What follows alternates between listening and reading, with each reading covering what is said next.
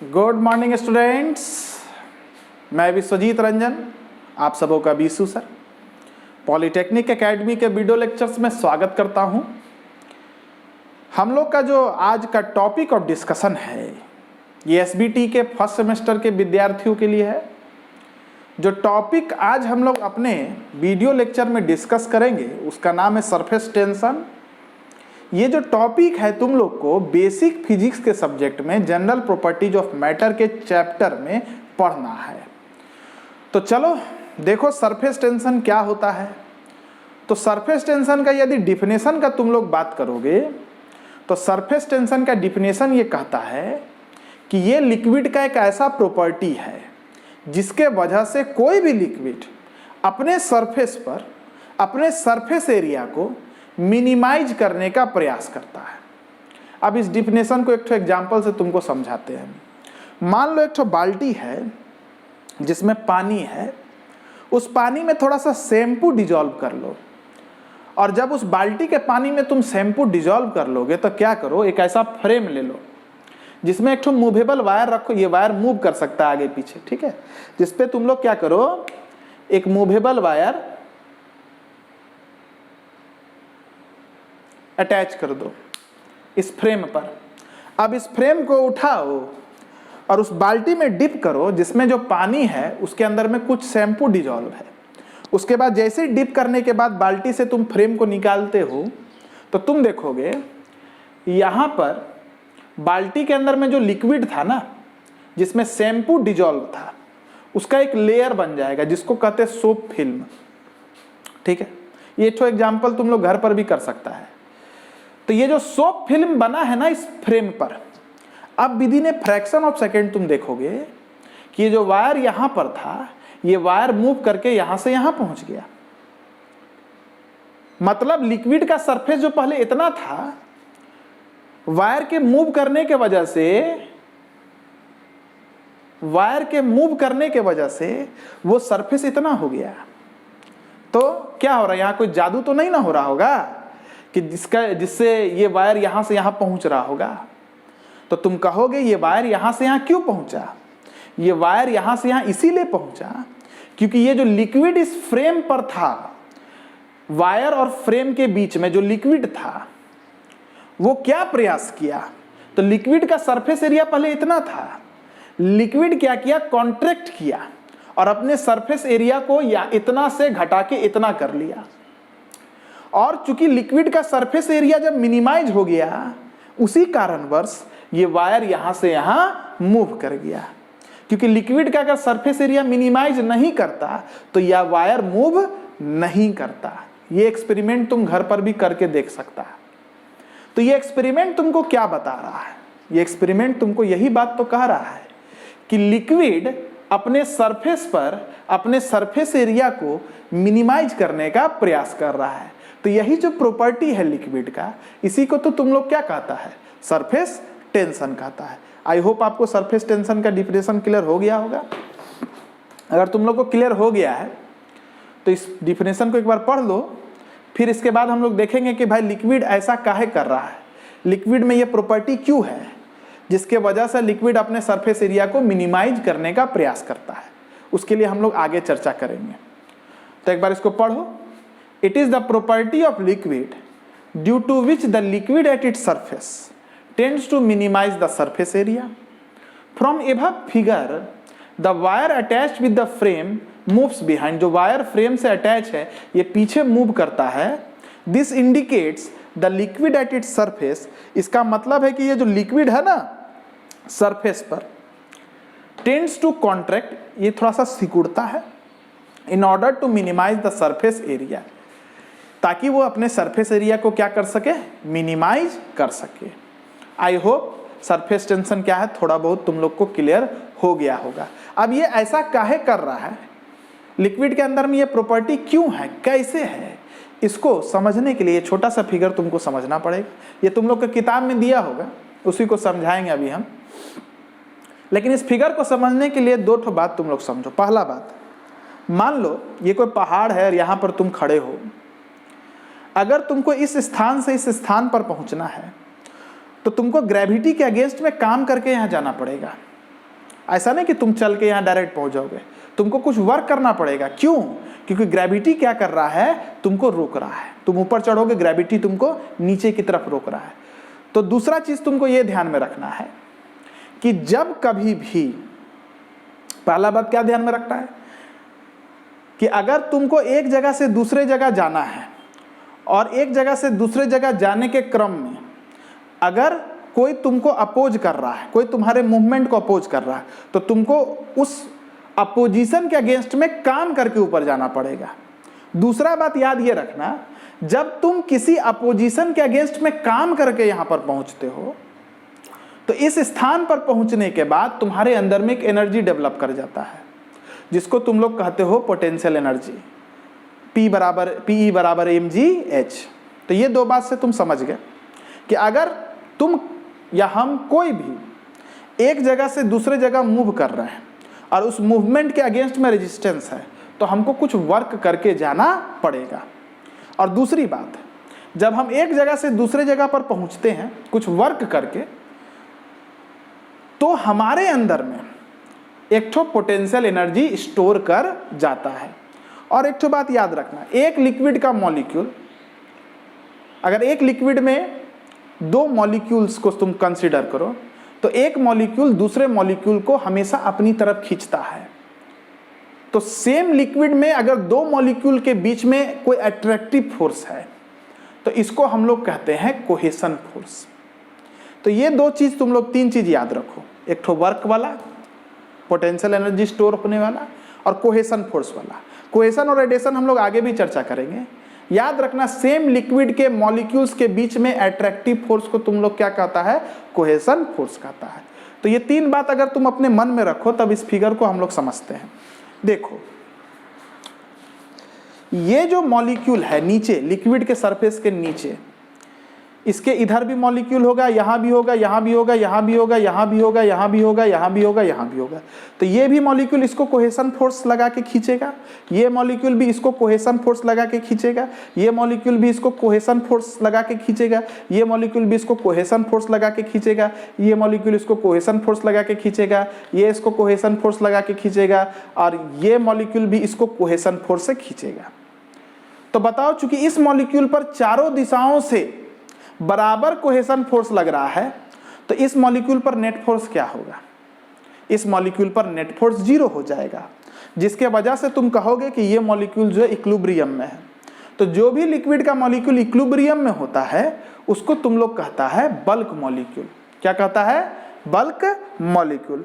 अब देखो, ये मॉलिक्यूल जो लिक्विड के सरफेस पर है, इधर वाला मॉलिक्यूल इसको कोहेशन फोर्स लगाया, इधर वाला मॉलिक्यूल इसको कोहेशन फोर्स लगाया, ये फोर्स काउंटर बैलेंस हो गया, मतलब नेट फोर्स हॉरिजॉन्टल डायरेक्शन में 0 हो गया।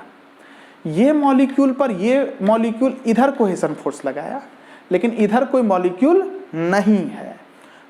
ये मॉलिक्यूल पर ये मॉलिक्यूल इधर कोहेशन फोर्स लगाया, लेकिन इधर कोई मॉलिक्यूल नहीं है। ये मॉलिक्यूल पर ये मॉलिक्यूल पर नीचे कोहेशन फोर्स लगाया, लेकिन ऊपर कोई मॉलिक्यूल नहीं है, जिस कारण बस ये जो मॉलिक्यूल है इस पर नेट फोर्स जो है वो डाउनवर्ड डायरेक्शन में एक्ट कर रहा है। मतलब liquid molecule eight its surface net force act in downward direction. अब क्या होगा?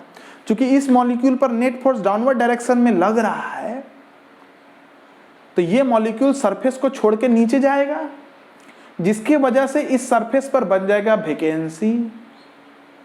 अब क्या होगा? ये मॉलिक्यूल जब नीचे आएगा तो इस सरफेस पर क्या क्रिएट हो जाएगा? वैकेंसी। तो ये मॉलिक्यूल क्या बोलेगा इस मॉलिक्यूल को कि तुम नीचे काहे आ रहे हो, मेरे इक्विलिब्रियम को काहे डिस्टर्ब कर रहे हो? तो ये मॉलिक्यूल इसको कहेगा क्या करे भाई, मेरे साथ मजबूरी है कि नेट फोर्स जो है मेरा नीचे लग रहा, तो हमको तो नीचे आना है, जिसके वजह से यहाँ पर क्या क्रिएट हो जाएगा? वैकेंसी। तो अब ये वैकेंसी को फुलफिल करने के लिए ये मॉलिक्यूल मजबूरन वर्ष अपने स्थान को छोड़ के ऊपर चला जाता है। और ये मॉलिक्यूल जब अपने स्थान को छोड़ के ऊपर चला जाता है तो इस मॉलिक्यूल को इन सारे मॉलिक्यूल के रेजिस्टेंस के अगेंस्ट में वर्क करके ऊपर जाना पड़ेगा। और जब भी कोई मॉलिक्यूल किसी रेजिस्टेंस के अगेंस्ट में वर्क करके यहाँ पहुँचेगा तो यहां पर पहुंचने के बाद इस मॉलिक्यूल को यहां पर पहुंचने के बाद इस मॉलिक्यूल के पास जब ये यहां पर पहुंचता है तो एक पोटेंशियल एनर्जी स्टोर हो जाता है।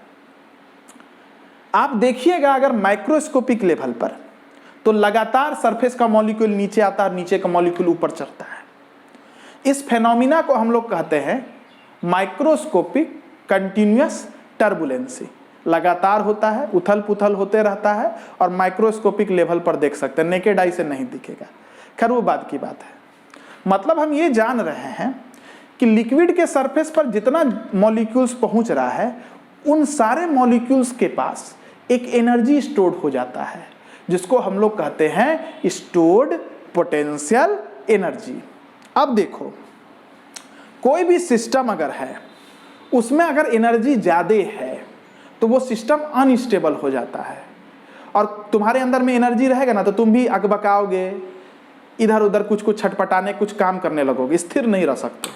लेकिन किसी भी सिस्टम के अंदर में अगर एनर्जी कम है तो वो सिस्टम स्टेबल की ओर बढ़ता है। तो तुम क्या चाहते हो, अनस्टेबल होना कि स्टेबल होना? स्टेबल होना। तो कोई भी लिक्विड ये चाहता है कि उसके सरफेस पर स्टेबिलिटी रहे। अब देखो, जितना ज्यादा मॉलिक्यूल्स रहेगा लिक्विड के सरफेस पर उतना ही ज्यादा लिक्विड के सरफेस पर स्टोर्ड पोटेंशियल एनर्जी आएगा, और जितना ज्यादा स्टोर्ड पोटेंशियल एनर्जी लिक्विड के सरफेस पर रहेगा लिक्विड का सरफेस उतना ही ज्यादा अनस्टेबल होगा। तो लिक्विड क्या करता है, अपने सरफेस पर अपने सरफेस एरिया को ही छोटा कर देता है। और लिक्विड का सरफेस पर जब सरफेस एरिया छोटा हो जाता है, अब मान लो कोई कमरा है, जब उसको तुम छोटा कर दोगे तो कम ही आदमी ना उसमें एकोमोडेट करेगा। तो लिक्विड जब अपने सरफेस पर अपने सरफेस एरिया को छोटा कर लेगा तो कम मॉलिक्यूल लिक्विड के सरफेस पर आएगा, और कम मॉलिक्यूल लिक्विड के सरफेस पर आएगा तो स्टोर्ड पोटेंशियल एनर्जी भी क्या होगा, कम हो जाएगा। और जब स्टोर्ड पोटेंशियल एनर्जी लिक्विड के सरफेस पर कम हो जाएगा तो लिक्विड का सरफेस कैसा होने लगेगा, स्टेबल होने लगेगा। इसीलिए लिक्विड अपने सरफेस पर सरफेस एरिया को मिनिमाइज करता है ताकि कम मॉलिक्यूल अकोमोडेट हो, कम सरफेस एनर्जी सरफेस पर प्रेजेंट रहे, और लिक्विड का सरफेस कैसा रहे, लिक्विड का सरफेस स्टेबल रहे। आई होप तुमको कारण समझ में आ गया होगा क्यों लिक्विड अपने सरफेस पर अपने सरफेस एरिया को मिनिमाइज करने का प्रयास कर रहा है। क्लियर है? आ रहा है मेरा बात समझ में? चलो तो एक बार इसको पढ़ लो तुम लोग। सरफेस टेंशन को समझने के लिए कंसेप्ट ऑफ सरफेस एनर्जी तुमको पढ़ना पड़ेगा। The liquid molecule at its surface has net force acting on it in downward direction. The liquid at its surface has net force act in downward direction. Hence it moves in downward direction. इसलिए नीचे move करेगा।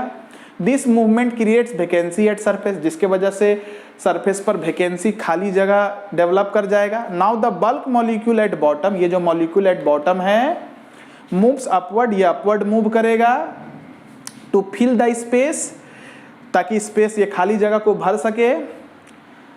But its movement is registered by molecule surrounding it, लेकिन इसका जो movement है ये surrounding molecule से registered होगा। Therefore when bulk molecule reaches at its surface it has to work against the surrounding molecules. इसलिए ये मॉलिक्यूल जब सरफेस पर पहुंचेगा तो इसको इन सराउंडिंग मॉलिक्यूल के अगेंस्ट में काम करके पहुंचना पड़ेगा। Due to which A potential energy is stored in it. इसका मतलब ये जब यहाँ पहुँचेगा तो एक पोटेंशियल एनर्जी क्या होगा, स्टोर कर जाएगा। एज वी नो, और हम जानते हैं, any system having more energy, और कैसा भी सिस्टम रहे जिसमें मोर एनर्जी हो, इज अनस्टेबल, वो अनस्टेबल होता है। And least energy is stable, और कम एनर्जी तो वो स्टेबल होगा। Therefore liquid at it surface, इसलिए लिक्विड अपने सरफेस पर tends to minimize the surface area, surface area को मिनिमाइज करने का प्रयास करता है, so that least molecule will accommodate, ताकि कम से कम मॉलिक्यूल आ सके, and least will be energy, और एनर्जी भी कम लग सके, and surface will be stable, और सरफेस कैसा हो सके, स्टेबल हो सके। आई होप आप लोग को ये बात क्लियर हो गया होगा। अगर हो गया है तो तुम लोग जल्दी से इसको फटाफट लिख लो, वीडियो को पॉज करके, उसके बाद हम आगे इसके मैथमेटिकल एक्सप्रेशन पर चर्चा करते हैं।